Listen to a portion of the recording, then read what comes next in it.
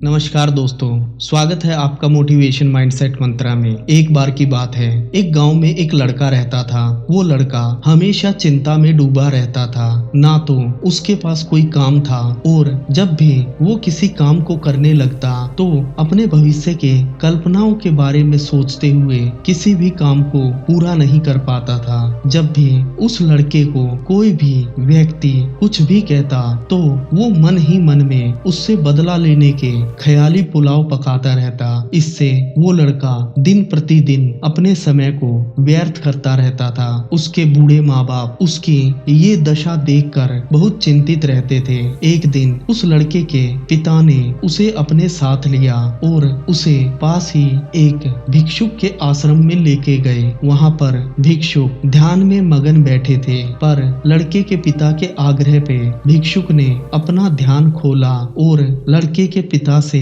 बात की। लड़के के पिता ने कहा, मेरा लड़का हमेशा चिंतित रहता है, ये हमेशा कुछ ना कुछ सोचता रहता है। लड़के ने बताया कि मैं जब भी किसी भी कार्य को करने लगता हूँ तो उस कार्य के बुरे विचार हमेशा मेरे मन में घूमते रहते हैं और मैं किसी भी कार्य को कभी पूरा नहीं कर पाता। अगर मेरे साथ जीवन में कोई भी घटना घटती है तो मैं उसे भूलने की बजाय हमेशा सोचता रहता हूँ और इसी प्रकार मेरे जीवन में मैं कोई नया कार्य भी नहीं कर पाता। क्या आप मेरी इस समस्या का समाधान मुझे दे सकते हैं? भिक्षुक ने एक क्षण के लिए उस लड़के को देखा और पास रखा अपना कमंडल उस लड़के को पकड़ाते हुए कहा, इस कमंडल को लेकर सामने खड़े हो जाओ और अपना हाथ एकदम सीधा रखना। लड़के ने जब ये सुना तो वो उसी अवस्था में खड़ा हो गया जिस अवस्था में भिक्षुक ने उसे कहा था।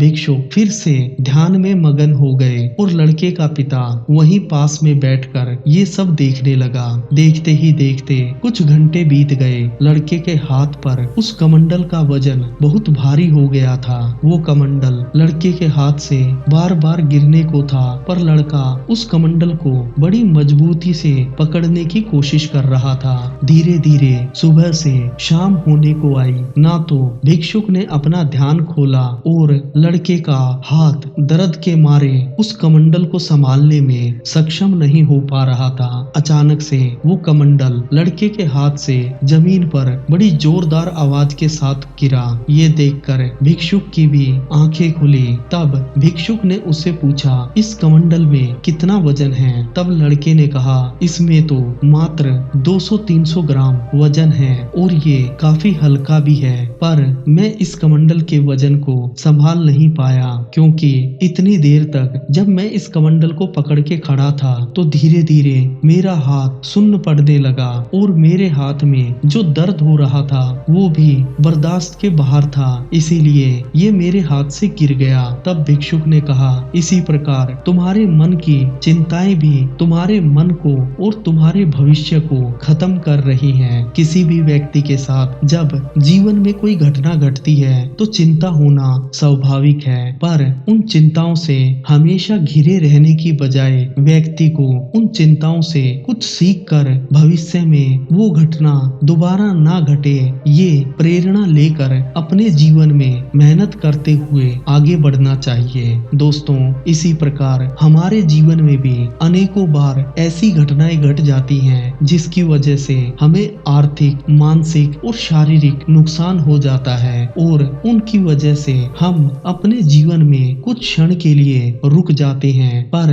अगर तुम उन्हीं पुरानी घटनाओं को अपने दिमाग में बैठाकर हमेशा उन्हीं विचारों पर सोचते रहोगे और अपने जीवन में आगे नहीं बढ़ोगे तो तुम कभी भी अपने जीवन में कामयाब नहीं बन पाओगे। जब भी तुम्हारे दिमाग में किसी भी प्रकार की कोई चिंता आए तो उस पर कुछ क्षण के लिए अच्छे से विचार करो और ये समझने की कोशिश करो क्या इस समस्या का कोई निवारण है, और अगर उस समस्या का तुम्हारे सामने कोई निवारण है तो उस पर तुरंत अमल करते हुए आगे बढ़ो और निरंतर मेहनत और प्रयास के साथ अपने जीवन को बदलकर एक सफल और कामयाब व्यक्ति बनो। दोस्तों, अगर कहानी अच्छी लगी है तो कहानी को लाइक करें, शेयर करें और अगर चैनल पर नए हैं तो चैनल को अपना प्यार दिखाते हुए सब्सक्राइब करें। जय हिंद दोस्तों।